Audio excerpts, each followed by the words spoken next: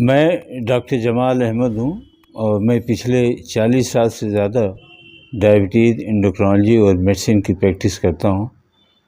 आजकल मैं केला नगर चौराहे, अलीगढ़, जीवनगढ़ रोड पर रोज़ाना इन मरीज़ों को देखता हूँ। इसके पहले तकरीबन 35 साल मैंने जवाहरलाल नेहरू मेडिकल कॉलेज, अलीगढ़ मुस्लिम यूनिवर्सिटी में एज ए टीचर और रेजिडेंट मैंने यहीं से तालीम हासिल किया है। आज 14 नवंबर 2022 है और इस दिन हम वर्ल्ड डायबिटीज़ डे मनाते हैं। सारी दुनिया वर्ल्ड डायबिटीज़ डे मनाती है, तकरीबन 161 कंट्रीज़ में, जिसमें 1 बिलियन से ज़्यादा लोग इस प्रोग्राम में शामिल होते हैं। वर्ल्ड डायबिटीज़ डे मनाने का पर्पज़ 2 मशहूर हस्तियों को याद करने का है। एक डॉक्टर बेंटिंग और दूसरा डॉक्टर बेस्ट, जो आज ही के दिन पैदा हुए थे और जिन्होंने बहुत ही इम्पोर्टेंट कंट्रीब्यूशन किया था और इन्होंने इंसुलिन की डिस्कवरी किया था कनाडा में। और आपको पता है कि इंसुलिन की डिस्कवरी के बाद बहुत सारे हमारे मिथ जो पहले इंसुलिन की कमी की वजह से ज़िंदा नहीं बच पाते थे, आज अपनी नॉर्मल लाइफ जी रहे हैं। कुछ साल पहले जब ये देखा गया कि डायबिटीज़ का प्रिवेलेंस इतना ज़्यादा बढ़ रहा है सारी दुनिया में, तो सारी मशहूर हस्तियां दुनिया के उन लोगों ने तय किया कि हमें 14 नवंबर को वर्ल्ड डायबिटीज़ डे मनाना चाहिए। इस डे मनाने का पर्पज़ है कि हम आपको बताएं कि डायबिटीज़ होती क्या है और इसको हम कैसे इसका रोकथाम करें, कैसे इस बीमारी को रोकें और कैसे अपनी हेल्दी लाइफ के ज़रिए हमें एक आम ज़िंदगी गुजार सकें। सबसे पहले मैं बताऊंगा कि डायबिटीज़ क्या होती है। डायबिटीज़ एक बीमारी है जिसमें ब्लड शुगर का लेवल नॉर्मल लेवल से ज़्यादा बढ़ जाता है। इसकी बहुत सारी वजह हैं, लेकिन 3 आम वजह हैं। एक तो ये है कि इंसुलिन का जो प्रोडक्शन है पैंक्रियास से वो कम मात्रा में होता है, और दूसरा जो इंसुलिन का मेन पर्पज़ है कि शुगर को मसल और एडिपोज टिश्यू यानी फैट टिश्यू में पुश करना, वो डिफेक्टिव होता है। और तीसरा मेन रीज़न होता है कि इसमें लिवर से ग्लूकोज का प्रोडक्शन ज़्यादा होता है, खाली पेट भी और नाश्ते या खाना खाने के बाद भी होता है। और बहुत सारी वजह हैं, इसमें किडनी का इन्वॉल्वमेंट है, इसमें ब्रेन का इन्वॉल्वमेंट है, इसमें आंतों का इन्वॉल्वमेंट है, बहुत सारी वजह हैं। मैं उस बारे में डिटेल में जाना इस वक्त मुनासिब नहीं समझता। वैसे तो बहुत तरह की डायबिटीज़ होती है, लेकिन आमतौर से हम 3 टाइप की डायबिटीज़ ज़्यादा देखते हैं। एक टाइप 1 डायबिटीज़। टाइप 1 डायबिटीज़ किसी उम्र में हो सकती है, लेकिन ज़्यादातर ये उन बच्चों में होती है जिनकी उम्र 20 साल से कम होती है। और ये वो बच्चे हैं जिनमें शुगर के सिम्टम बहुत तेज़ी से होते हैं, बार बार प्यास लगना, थकावट होना, वज़न को लूज़ करना। और ये वो बच्चे हैं जिनको सर्वाइवल के लिए सिर्फ इंसुलिन की ज़रूरत होती है। ये तकरीबन 5% से कम पॉपुलेशन को टाइप 1 डायबिटीज़ हमारे देश में है। दूसरी डायबिटीज़ जो 95% से ज़्यादा लोगों को है, जिनको हम टाइप 2 डायबिटीज़ कहते हैं, ये आमतौर से 20 साल के बाद होती है। और ज़्यादातर लोगों को कुछ रिस्क फैक्टर्स हैं जिनमें जो मेन वजह हैं इस टाइप की डायबिटीज़ होने के। वो रिस्क फैक्टर है, एक तो एथनिसिटी, जिसको हम कहते हैं जो लोग साउथ ईस्ट एशिया में हैं उनको टाइप 2 डायबिटीज़ ज़्यादा होती है। दूसरा है जिनके बैकग्राउंड में फैमिली हिस्ट्री है, किसी के फादर या मदर को डायबिटीज़ है, तो उनके बच्चों को 40% ज़्यादा रिस्क है फ्यूचर में डायबिटीज़ होने का। तीसरा है ओबेसिटी, मोटापा। ये बहुत बड़ी कॉमन एसोसिएशन है टाइप 2 डायबिटीज़ करने के लिए। इसके अलावा lack of exercise and unhealthy diet habit, जो काफ़ी कॉमन है हमारी इस कंट्री में। आप कहीं भी जाइए, हम लोग ज़्यादातर देखते हैं कि लोगों के या तो अवेयरनेस नहीं है या अनहेल्दी डाइट का इस्तेमाल करते हैं, चाहे वो फ्राइड आइटम्स हों, चाहे वो शुगर वाले आइटम्स हों, और जो फ्रूट का और वेजिटेबल का कंजम्पशन है वो कम है, तो ये भी एक इम्पॉर्टेंट फैक्टर है इस डायबिटीज़ को होने के लिए। लैक ऑफ एक्सरसाइज, हमने टहलना, फिज़िकल वर्क काम करना तकरीबन बंद हो गया है। आज आप देखिए, अगर किसी से कहिए कि 15 गज की दूरी पे जाके एक ब्रेड लेके आओ, तो वो मोटरसाइकिल से जाता, पैदल नहीं जाएगा, चाहे उसको मुश्किल से 2 से 3 मिनट लगेगा पहुंचने में। तो physical inactivity and lack of exercise, ये भी एक इम्पॉर्टेंट वजह है इस टाइप की डायबिटीज़ होने के लिए।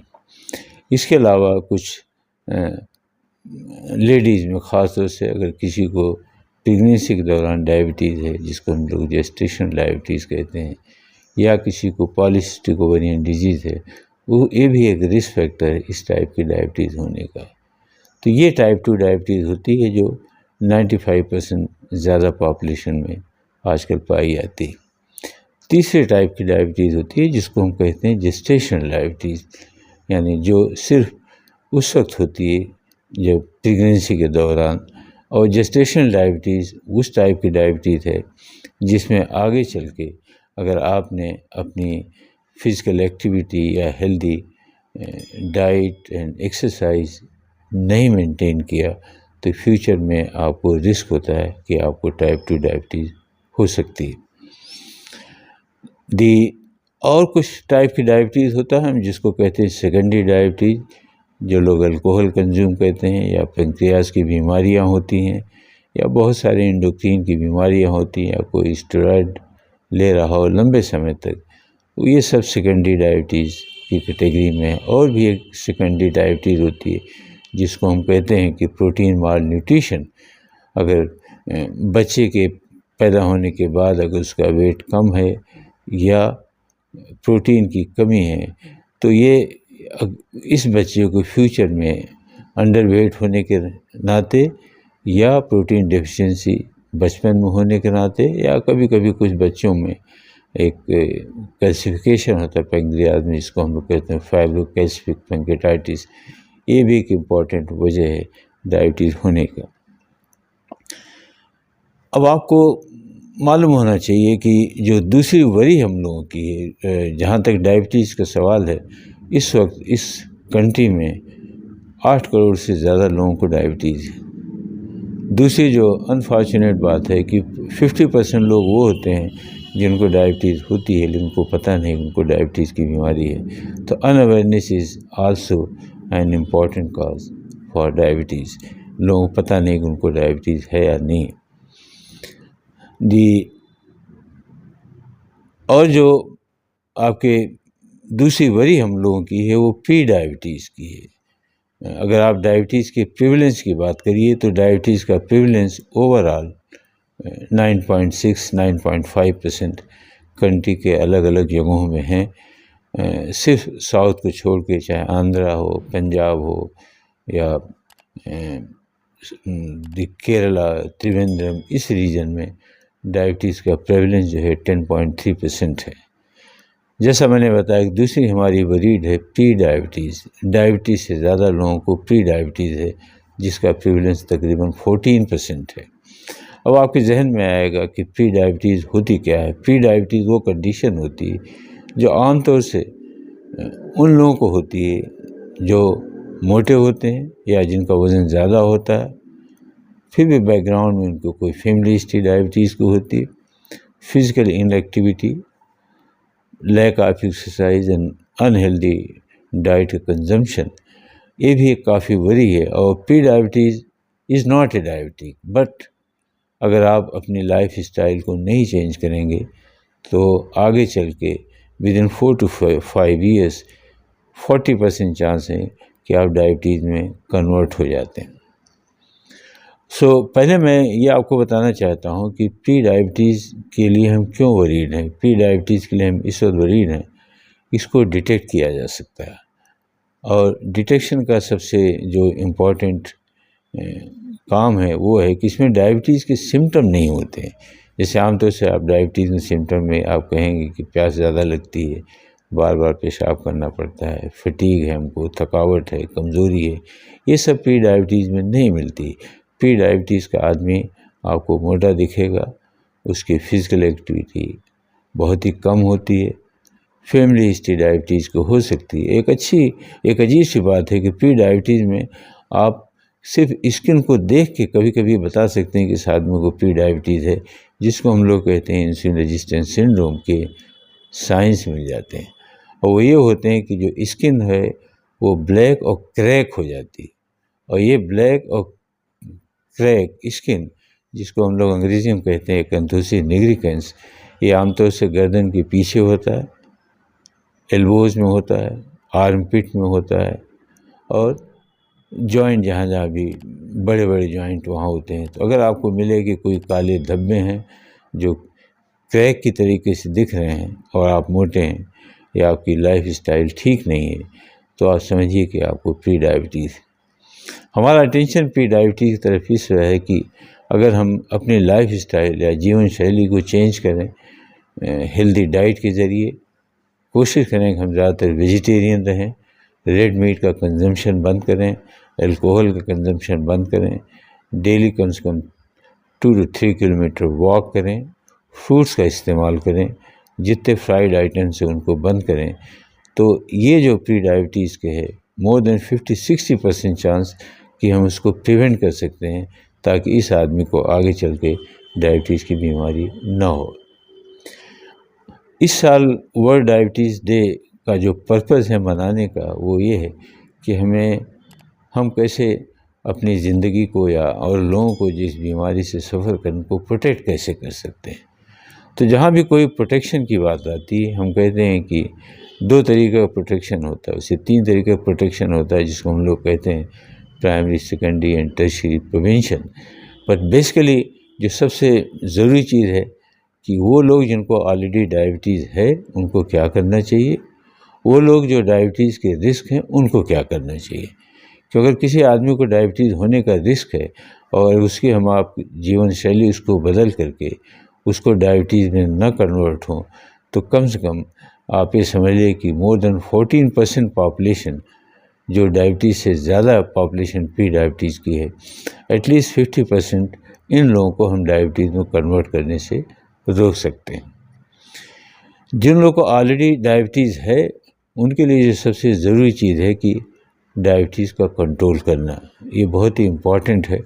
और आपने सुना होगा कि कभी आप किसी फैमिली में किसी रिश्ते या किसी की बात करते हैं तो हमेशा आप कहते हैं कि संस्कार कैसा है, उस आदमी की फैमिली का संस्कार कैसा है।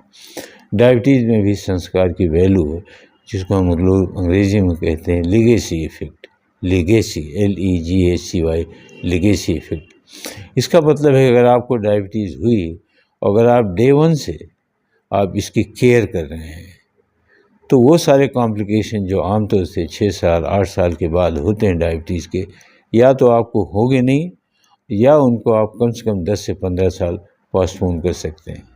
जैसा मैं आपको बता दूं, डायबिटीज़ में 2 तरीके कॉम्प्लिकेशन होता है। एक हम कहते हैं माइक्रोवास्कुलर कॉम्प्लिकेशन, जिसका मतलब है कि आँखों, किडनी और नर्व का इन्वॉल्वमेंट होता है आँखों से, चाहे वो ग्लोकोमा का इंसिडेंस ज़्यादा हो, कैटरेक्ट का इंसिडेंस ज़्यादा हो, या नज़र आपकी कमज़ोर हो रही है, जिसको हमको डायबिटिक रेटिनोपैथी है, जिसको ड्यूरेशन रिलेटेड कॉम्प्लिकेशन है, जो आइज़ का 6 साल के बाद आमतौर से डायबिटिक रेटिनोपैथी के साइंस या आँख के पर्दे पर आ जाता है। दूसरा किडनी का इन्वॉल्वमेंट, आपको जानना चाहिए, जान के ताज्जुब होगा, तकरीबन 40% लोग चाहे टाइप 1 डायबिटीज़ के हैं या टाइप 2 डायबिटीज़ के हैं, वो किडनी से सफ़र करते हैं। और जब हम किडनी डिजीज़ की बात करते हैं, जिसको कहते हैं chronic kidney disease in diabetes, जो 30 से 40% लोगों में होता है, ये किडनी कॉम्प्लिकेशन आप डिले कर सकते हैं, प्रिवेंट कर सकते हैं, पोस्टपोन कर सकते हैं, सिर्फ एक चीज़ का ख्याल रख के कि अगर आपने ग्लाइसेमिक कंट्रोल या शुगर कंट्रोल पहले दिन से बहुत अच्छी तरीके से किया है, तो ये कॉम्प्लिकेशन जो आमतौर से 10 से 12 साल के बाद होते हैं, इनको आप 10 से 15 साल के लिए पोस्टपोन कर सकते हैं या अवॉइड कर सकते हैं। ये किडनी कॉम्प्लिकेशन। तीसरा है नर्व कॉम्प्लिकेशन, जिसको हम न्यूरोपैथी कहते हैं। ये भी काफ़ी कॉमन है। एवरेज न्यूरोपैथी जो डायबिटीज़ वालों में होता है वो अराउंड 30 to 40%। और इसमें भी न्यूरोपैथी के दो कॉम्प्लिकेशन, दो वजह होती हैं। एक तो ये जिनका रिलेशन है शुगर बढ़ने से, और दूसरा है कि डिजेनरेटिव कॉम्प्लिकेशन होता है। तो न्यूरोपैथी के सिम्टम जो आमतौर से जो मरीज़ कहता है कि हमको पैर में सुन रहता है, या हम जब सड़क पर चलते हैं तो हमको पता नहीं है कि हम ज़मीन पर चल रहे हैं, ऐसा लगता है जैसे किसी कॉटन के कपड़े पे टहल रहे हैं। बहुत कॉमन और ये ऐसा कॉम्प्लिकेशन है जिसको बहुत अच्छा, जिसका सेटिस्फैक्ट्री ट्रीटमेंट नहीं है। तो ये तीनों कॉम्प्लिकेशन जो मैंने आपको बताया, चाहे डायबिटिक रेटिनोपैथी हो, डायबिटिक रीनल डिजीज़ हो, या डायबिटिक न्यूरोपैथी है, इसको आप अच्छी तरीके से अगर आप डायबिटीज़ कंट्रोल करते हैं तो आप इसको रोका जा सकता है। तो यहाँ रोल जो है आपका संस्कार का है, जिसको हम कहते हैं लेगेसी इफ़ेक्ट, कि अगर आपने ग्लूकोज का कंट्रोल बहुत अच्छी तरीके से किया है तो ये कॉम्प्लिकेशन या तो होंगे नहीं, या आप इन कॉम्प्लिकेशन को डिले कर सकते हैं। दूसरा कॉम्प्लिकेशन होता है जिसको हम कहते हैं मैक्रोवास्कुलर कॉम्प्लिकेशन। और मैक्रोवास्कुलर कॉम्प्लिकेशन जहाँ पर बड़ी बड़ी जो खून की नली होती है वो इन्वॉल्व होता है। और मैक्रोवास्कुलर कॉम्प्लिकेशन बेसिकली 3 टाइप के होते हैं। एक हार्ट का इन्वॉल्वमेंट, दूसरा जो आपके पैरों में खून की नसें जा रही हैं उनका इन्वॉल्वमेंट, और तीसरा वेन का इन्वॉल्वमेंट। ये भी आपको ताज्जुब होगा जान के कि तकरीबन 1/3 लोगों को जब डायबिटीज़ पता चलती है तो उनको ऑलरेडी मैक्रोवास्कुलर कॉम्प्लिकेशन हो जाता है। इसका मतलब या तो उनको पैर में तकलीफ़ है जिसको हम कहते हैं पेरिफेरल आर्टरी डिजीज़, या उनको हार्ट की प्रॉब्लम है जिसको हम कहते हैं कोरोनरी आर्टरी डिजीज़ या हार्ट डिजीज़, या उनको किसी फॉर्म में ब्रेन की प्रॉब्लम है जिसको हम लोग कहते हैं सेरेब्रोवास्कुलर डिजीज़। ये 1/3 लोगों में ऑलरेडी उस वक्त उनको होती है जब उनको पता चलता है कि उनको डायबिटीज़ की बीमारी है। और दूसरी जो बड़ी अहम चीज़ है कि डायबिटीज़ में तकरीबन 60 से 65% लोगों को डेथ जो होती है वो कार्डियोवास्कुलर डिजीज़ से होती है, यानी जिसको हम लोग कहते हैं मैक्रोवास्कुलर डिजीज़। ग्लूकोज कंट्रोल का कितना रोल है मैक्रोवास्कुलर डिजीज़ के रोकने के लिए, ये हमेशा एक क्वेश्चन मार्क रहा है। लेकिन ये देखा गया है कि अगर टाइप 1 डायबिटीज़ का मरीज़ अगर ग्लूकोज कंट्रोल शुरू से, जिसको हमने आपसे शुरू में कहा था लेगेसी इफेक्ट, मेंटेन करता है तो वो मैक्रोवास्कुलर डिजीज़, हार्ट डिजीज़ को रोक सकता है। और यही कुछ स्टडीज़ अब आई हैं कि टाइप 2 डायबिटीज़ में भी अगर आप ग्लूकोज कंट्रोल करिए अच्छी तरीके से तो आप मैक्रोवास्कुलर डिजीज़ या कार्डियोवास्कुलर या सेरेब्रोवास्कुलर डिजीज़ या पेरिफेरल आर्टीरियल डिजीज़, इनको आप रोक सकते हैं। इसके अलावा जो और इम्पॉर्टेंट चीज़ें हैं जो मैक्रोवास्कुलर डिजीज़ या हार्ट डिजीज़ या आर्टरी की डिजीज़ को रोक सकते हैं, वो है blood pressure control. Blood pressure control करना बहुत ही इम्पॉर्टेंट है, और हर डायबिटीज़ के मरीज़ का अगर पॉसिबल हो तो उसका ब्लड प्रेशर 140/90 से नीचे होना चाहिए। अगर आपको किडनी डिजीज़ है तो ब्लड प्रेशर आपका 130/80 के नीचे होना चाहिए अगर पॉसिबल हो। तीसरी जो सबसे बड़ी चीज़ है जो जिससे आप हार्ट डिजीज़ या आर्टीरियल डिजीज़ रोक सकते हैं, वो कोलेस्ट्रॉल का कंट्रोल करना, वो भी बहुत इम्पॉर्टेंट है। और आमतौर से हम लोग ये कहते हैं कि अगर आपको डायबिटिक है और अगर आपको 40 या 45 साल की उम्र हो गई है, आपको एक कोलेस्ट्रॉल की टैबलेट जिसको हम स्टेटिन कहते हैं वो थ्रू आउट द लाइफ लेना चाहिए, इवन आपका कोलेस्ट्रॉल लेवल नॉर्मल है। तो इसको पहले हम लोग कहते थे ABC अप्रोच। दैट मीन्स अगर आपको मैक्रोवास्कुलर डिजीज़ जैसे मैंने हार्ट डिजीज़ बताया या पैरों की बीमारी बताया जिसको पेरिफेरल आर्टरी डिजीज़ या सेरेब्रोवास्कुलर डिजीज़ से ब्रेन का इन्वॉल्वमेंट है, अगर आपको इन बीमारियों को रोकना है तो आपको ग्लूकोज कंट्रोल भी रखना है, ब्लड प्रेशर भी कंट्रोल रखना है, और कोलेस्ट्रॉल भी कंट्रोल रखना है। कोलेस्ट्रॉल कंट्रोल का मतलब है कि आपका LDL cholesterol should be less then 70 और 50। ये तो इंटरनेशनल गाइडलाइंस है, लेकिन हमारे इंडिया की जो लिपिड एसोसिएशन की गाइडलाइंस है वो ये कहती है कि LDL cholesterol should be less than 30। तो इसको आपको ख्याल रखना है। इसके अलावा और 2 या 3 चीज़ें हैं जिनसे आप हार्ट डिजीज़ को रोक सकते हैं और किडनी डिजीज़ को रोक सकते हैं। वो आपको हर हालत में अपनी स्मोकिंग बंद करनी पड़ेगी। एल्कोहल का कंजम्पशन डिफाइंड लिमिट में लीजिए, न लीजिए तो अच्छा है, क्योंकि कोई भी आदमी अल्कोहल पे कंट्रोल नहीं कर सकता। तो अगर पॉसिबल हो, से नो टू अल्कोहल। और you must walk at least 35 minutes per day if there is no contraindication. अगर आपको कोई बहुत सीवियर आई डिजीज़ नहीं है या आपको कोई ऐसे हार्ट डिजीज़ है जिसमें लिमिट है कि आप कॉशियसली वॉक करिए, तो हर डायबिटीज़ के मरीज़ को तकरीबन 3 किलोमीटर ब्रिस्क वॉकिंग होनी चाहिए।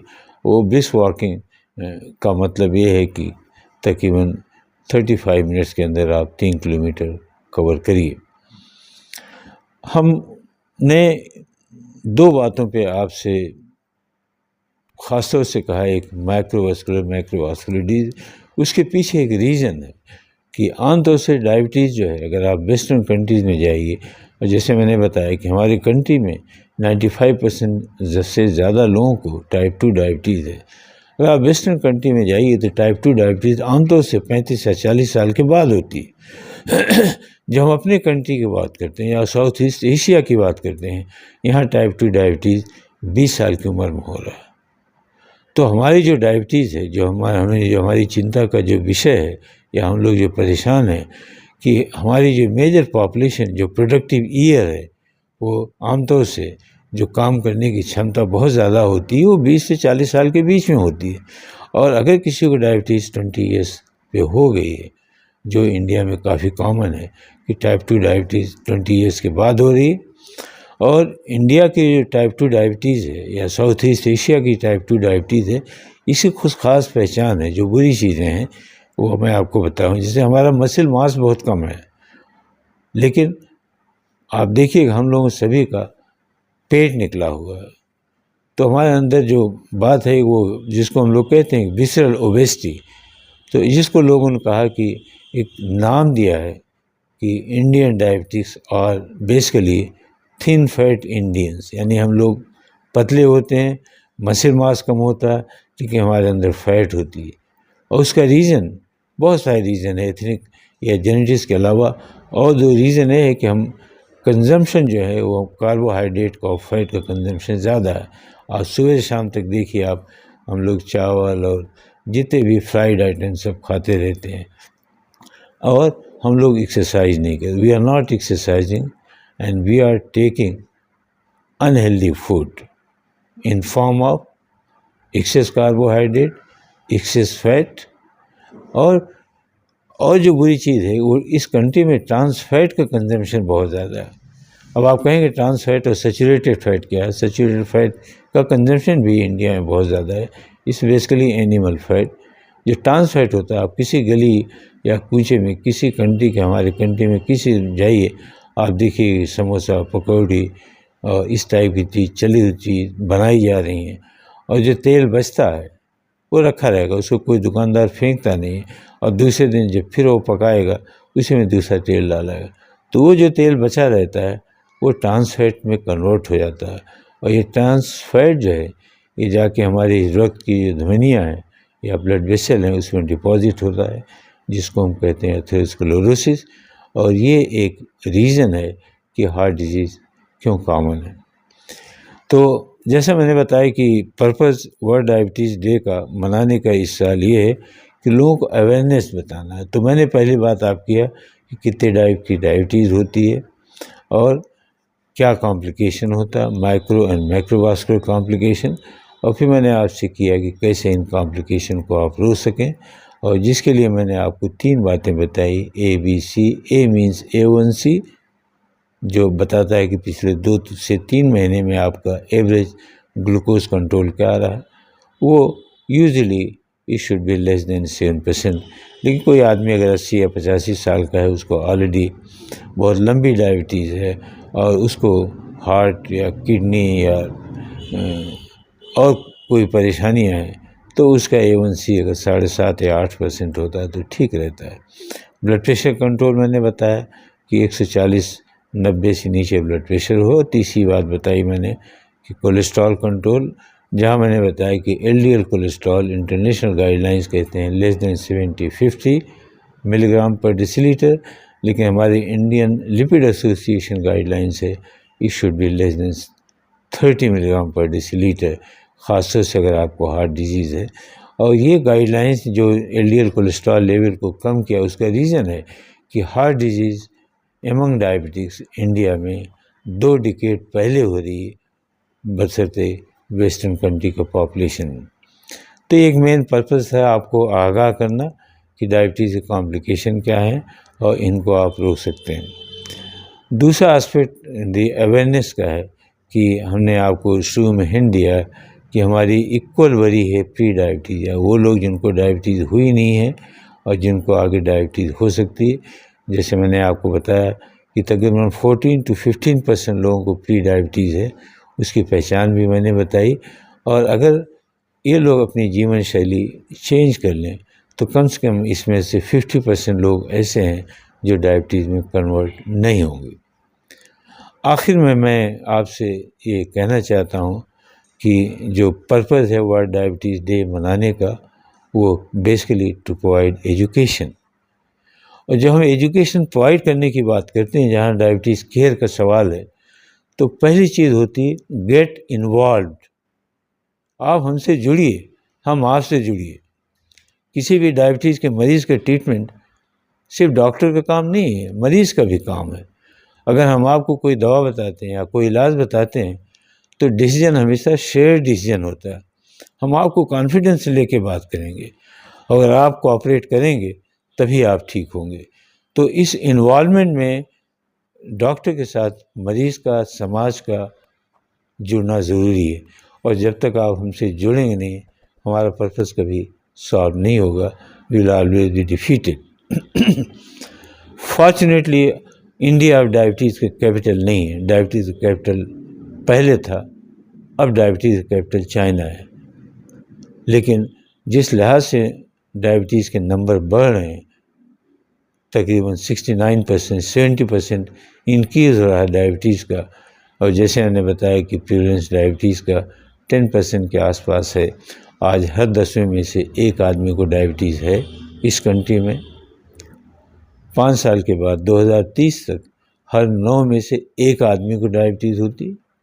और तीसरी बात मैंने बताई कि 50% लोग ऐसे हैं अनफॉर्चुनेटली जिनको मालूम नहीं उनको डायबिटीज़ की बीमारी है।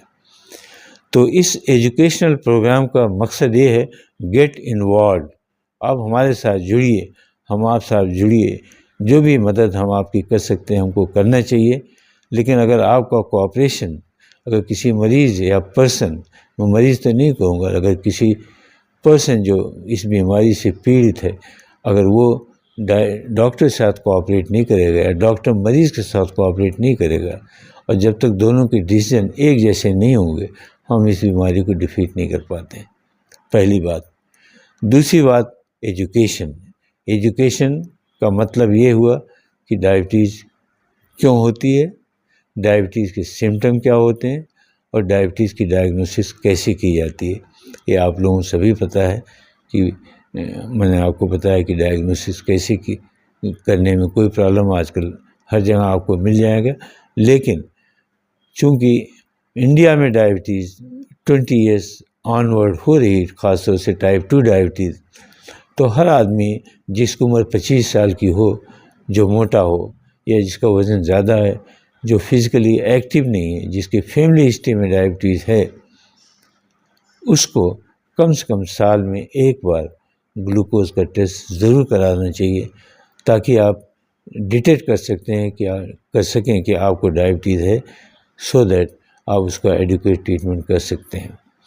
तो ये नॉलेज भी होना ज़रूरी है। सिम्टम मैंने आपको बता दिया, और अगर आपको डायबिटीज़ है तो इसको कंट्रोल करिए। कंट्रोल का मतलब मैंने आपको बता दिया कि have at least concept of ABC। A1C should be less than 7%, blood pressure should be less than 140/90, LDL cholesterol should be less than 30 in as far the India is concern. और हमें अपनी वॉकिंग एक्सरसाइज को बढ़ाना है, say no to red meat and eat vegetables and take the plenty of salads, very important. जो salad किसी खाने कहिए तो कहते हैं डॉक्टर साहब हमको नज़ला हो जाता है सलाद खाने। इससे हेल्दी डाइट, इससे फाइबर, अगर आप फाइबर खाते हैं तो आपको वेट नहीं बढ़ेगा और आपकी शुगर लेवल भी कम हो जाएगी। और जो चीज़ हैं कि जब आप सब्ज़ी या कोई ऐसे आइटम, चाहे वो रोटी की शक्ल में हो चाहे चावल की शक्ल में है, आप उन आइटम को चुनिए जो लो ग्लाइसेमिक इंडेक्स के हों, यानी जिनको खाने से शुगर लेवल ज़्यादा नहीं बढ़ता है। और इसी वजह से हम कहते हैं कि अगर आप कोई बीमारी है, हम लोग कोई डायबिटीज़ में कोई परहेज़ नहीं बताते, हम सिर्फ मीठा खाने के लिए मना करते हैं, सैचुरेटेड फैट कंजम्पशन का मना करते हैं, जो किसी भी आम आदमी को नहीं खाना चाहिए। हम आपको सिर्फ हेल्दी डाइट बताते हैं, वही डायबिटीज़ की डाइट है। तो ऐसे वेजिटेबल, ख़ासतौर से कुछ वेजिटेबल होते हैं जिनको हम लोग कहते हैं फ्लैशी वेजिटेबल, जैसे बैगन है, काशी फल है, कटहल है, अरवी है, आलू है, इनकी ग्लाइसेमिक वैल्यू बहुत ज़्यादा है। तो आप इनको खाएंगे तो ब्लड शुगर लेवल आपको बढ़ेगा और हमको कंट्रोल करने में दुश्वारी होती है। सलाद का कंजम्पशन बढ़ाइए, जो बहुत कम है इस कंट्री में, कम से कम 30 से 35 ग्राम फाइबर डेली खाना चाहिए। अगर आप ऐसा करते हैं तो हमें आपको ग्लूकोज कंट्रोल करने की मदद मिलेगी। आखिर में आप लोगों से, और फ्रूट्स का कंजम्पशन करिए, जैसे मतलब कोई भी फ्रूट किसी भी डायबिटीज़ वाले को मना नहीं है, लेकिन उसकी लिमिट होनी चाहिए। आप चाहे सेब खाइए, चाहे अमरूद खाइए, चाहे केला खाइए, चाहे नाशपाती खाइए, पपीता खाइए, स्ट्रॉबेरी खाइए, कीवी खाइए, ऑल फ्रूट्स आर अलाउड, लेकिन लिमिट के अंदर। अगर आप 2 किलो पपीता खाने बैठ जाएंगे तो आप डायबिटीज़ नहीं कंट्रोल होंगे। Take in the limit. और आखिर में जो मैं आपसे कहना चाहता हूँ कि मॉनिटरिंग की बहुत ज़रूरत है। बहुत सारे लोग आते हैं, 2-3 सवाल उनके जहन में आता है, जैसे उन्होंने दवा खाई और दवा खाने के बाद वो गायब हो जाते हैं, साल 1.5 साल के बाद फिर लौटते हैं, साहब मेरी शुगर बढ़ गई। क्यों? आपने जो दवा लिखी हम वही खा रहे थे। नहीं भाई, ये डायबिटीज़ की बीमारी प्रोग्रेसिव बीमारी है और इसमें दवा कभी फिक्स नहीं हो सकती। आज आपको 1 गोली खानी, कल 2, परसों 3, डिपेंड करता है कि आप फिज़िकली कितने एक्टिव हुए हैं, आपने डाइट में क्या परहेज़ किया, आपका शुगर लेवल क्या है। तो हमको डायबिटीज़ की दवाओं को एडजस्ट करना पड़ता है। इसी लिहाज से आपको मॉनिटरिंग बहुत ज़रूरी है। जब तक आप शुगर नापेंगे नहीं, आपको पता नहीं चलना है। और इस सिलसिले में जो सबसे इम्पॉर्टेंट चीज़ है, जिसको हम लोग कहते हैं CGM, जिसको हम कहते हैं continuous glucose monitoring, continuous glucose monitoring. हर आदमी की डायबिटीज़ को कम से कम आप ग्लूकोमीटर रखिए। और अगर आपको टाइप 2 डायबिटीज़ की बीमारी है तो कम से कम एटलीस्ट हफ्ते में 3-4 बार ग्लूकोज लेवल ज़रूर मॉनिटर करिए। कभी नाश्ते के पहले नाप लिया, कभी दोपहर में खाने के बाद, कभी रात में खाने के बाद, ताकि आपको अंदाज़ा है कि आपका टारगेट कितना है, कितना शुगर लेवल होना चाहिए और आप कितना मेंटेन कर रहे हैं। अगर आपके पास टाइप 1 डायबिटीज़ की बीमारी है तो minimum 4 to 5 blood sugar per day करना चाहिए और एटलीस्ट हफ्ते में 1 बार रात में 12-1 बजे करीब, ताकि आपको पता चल जाए कि रात में कभी आपकी शुगर लेवल लो तो नहीं हो रही। एक नया कॉन्सेप्ट आ गया है ग्लूकोज मॉनिटरिंग को, जिसको हम लोग कहते हैं कि ये तो जो मैंने बताया 3 to 4 times in daily in type 1 diabetes and at least 3 to 4 times in a week in type 2 diabetes. और दूसरा कॉन्सेप्ट जो है, जिसको हम कहते हैं the continuous glucose monitoring time in range blood sugar, that means at least 24 घंटे में अगर आपने 60 से 70% टाइम आपको ग्लूकोज रेंज के अंदर है, इसका मतलब अच्छी बात है। और डायबिटीज़ में फ्लक्चुएशन CGM की वजह से जो सबसे इम्पॉर्टेंट बात पता चली, फ्लक्चुएशन इज़ नॉट गुड। आपकी शुगर बहुत ज़्यादा हो रही, बहुत ज़्यादा कम हो रही, दोनों बुरी बात है, क्योंकि डायबिटीज़ का फ्लक्चुएशन है तो आपको हार्ट डिजीज़ होने के चांसेस ज़्यादा होते हैं। तो ग्लूकोज मॉनिटरिंग जो हमको सबसे बड़ा फ़ायदा हुआ कि हम अपने टारगेट को अचीव कर सकते हैं और हम इसके अलावा भी हम ये डिटेक्ट कर सकते हैं कि हमारा शुगर लेवल कम तो नहीं हो रहा है या बहुत ज़्यादा तो नहीं हो रहा है, फ्लक्चुएशन तो ज़्यादा नहीं हो रहा। और आखिर में अपनी बात ख़त्म करते ही कहना चाहूँगा कि हर डायबिटीज़ के मरीज़ को पता होना चाहिए कि लो ब्लड शुगर के सिम्टम्स क्या होते हैं। क्योंकि जब आप डायबिटीज़ कंट्रोल करने की कोशिश करेंगे तो आपको हमेशा लो शुगर होती है, उससे डरने की बात नहीं है, लेकिन अगर आप नहीं जानते हैं तो इक्वली डेंजरस होती है। और लो शुगर के सिम्टम ज़्यादातर लोगों को होता है कि उनको ऑल ऑफ ए सडन उनको पसीना आएगा, पल्पिटेशन होगा, भूख लगेगी, हाथ पैर कांपने लगते हैं। उस वक्त आप ग्लूकोमीटर के ज़रिए अपना शुगर टेस्ट करिए।